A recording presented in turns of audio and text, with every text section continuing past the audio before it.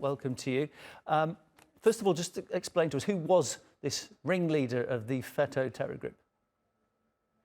Well, this was this so-called cleric at one point, how he portrayed himself for many years. We now know that he was basically a tool in the hands of some intelligence organizations that have created this shadowy network to be used against Türkiye, Turkish state, and the current Turkish government. Now, this is not a figure that just appeared in the very recent Turkish history. He has been in charge of this shadowy network group since the 80s, 70s, and 80s. So he covered himself as a figure, a moderate figure that was, exposing himself as a religious leader. But now we know that he was using this to exploit people's religious feelings or sentiments so that he can recruit them and in a way enslave them ideologically, so that when the time is right, he can use them against the government or for his own, for the network's interests. This wasn't a group that was, when the July 15th coup attempt was carried, many found out about this group, but this is not a group that organically appeared just in those years. This group has been at work to carry out this attack for past 4 decades. And this coup attempt itself wasn't a very traditional coup attempt in the sense that we know it from many other countries, because the group itself had infiltrated not only in the government institution, but also in private sector institutions.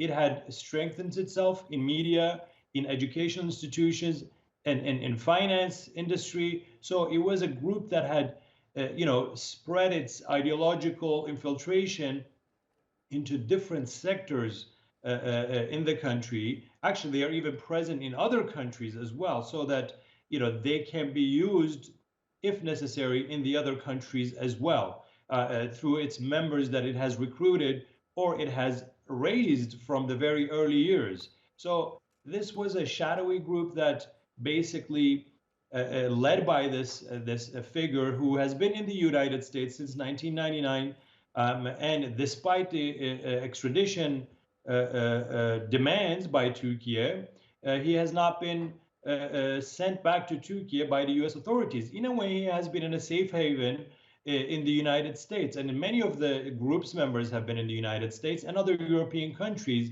despite documented evidence that they were involved in this coup attempt. So it's not an easy figure to understand for the viewers who have been introduced to a post July 15 coup attempt.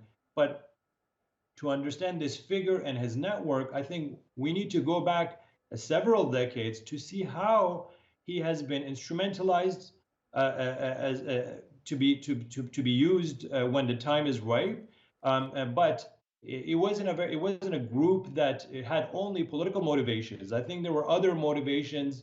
The parliament itself was bombed on July 15 coup attempt. This wasn't a typical coup. In a way, we can say that this figure had exploited people's very naive religious sentiments to recruit them ideologically. Eventually, he strengthened himself with the group's infiltration in different private and public institutions. And on July 15, 2016, this with the external help or external support, be it political or otherwise, they were able to carry out this coup attempt. But the state itself has been warning people about this group since the early 2000s, 2010s, that this wasn't just a naive or a religious group that was going to serve people for their religious sentiments or religious needs. The shadowy and the very cult-like organization style of this group, which was an instrument in the hands of the outside intelligence groups, was exposed in the very early in 2012, 2000, and later on it has been exposed. But they were still they are clearing them from the state institutions or the government tackling this group. It took time, and it has been still ongoing. I mean, we cannot say that the actual clearance is 100%. Yes, it has been cleared, and the group's effectiveness has been diminished within Turkey, but it is not easy to say that the group's members are 100% eliminated as of now. Now we know that the organizational structure based in the United States will have some sort of I guess, conflict among themselves on who will run the group and how it will be operating going forward. There is the European side, there is the US side of the group.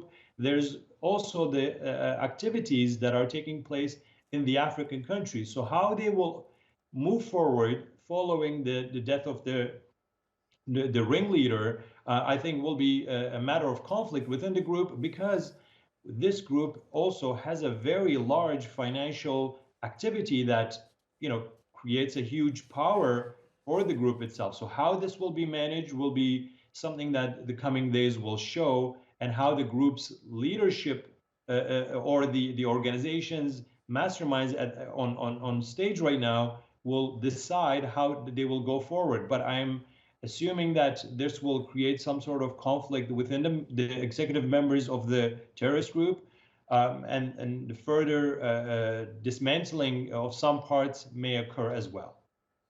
Okay, my guest is Mehmet Celik, editorial coordinator at the Daily Sabah. Thank you.